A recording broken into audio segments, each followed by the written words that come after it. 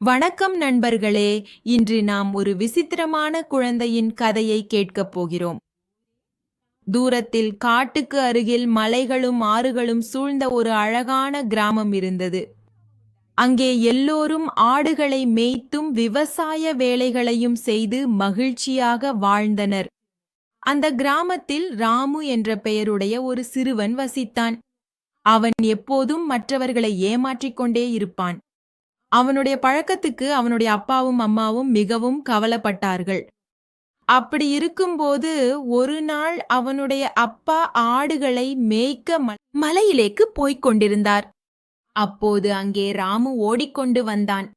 பிறகு அப்பாவிடம் சொன்னான், அப்பா, ஆடுகளை மேய்க்க என்னையும் கூட மலையிலே கொண்டு போகலாமா?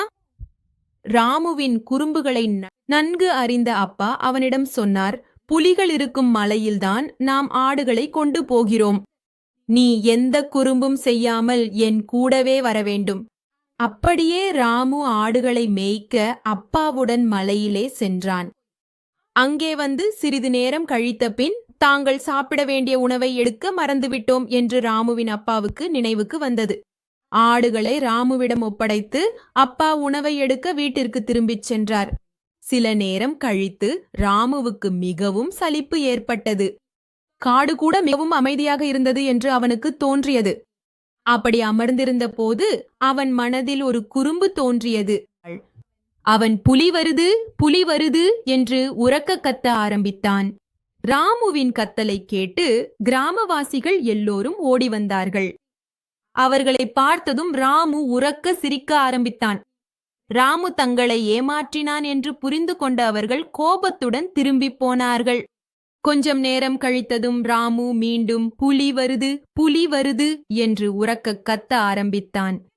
இந்த முறையும் கிராமவாசிகள் எல்லோரும் ஓடி வந்தார்கள். ராமு தங்களை மீண்டும் ஏமாற்றியதை உணர்ந்த அவர்கள் கோபத்துடன் திரும்பி சென்றார்கள்.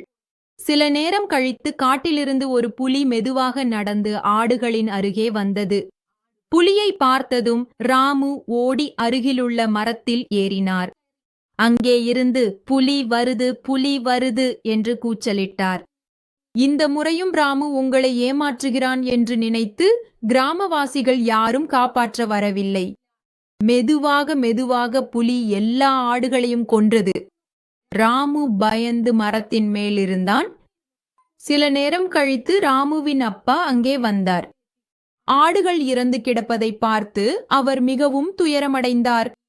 மரத்தின் மேல் இருந்த ராமுவை அவர் கீழே இறக்கினார். பிறகு ஆடுகள் இல்லாமல் துயரத்துடன் அவர்கள் வீட்டிற்கு திரும்பிச் சென்றார்கள்.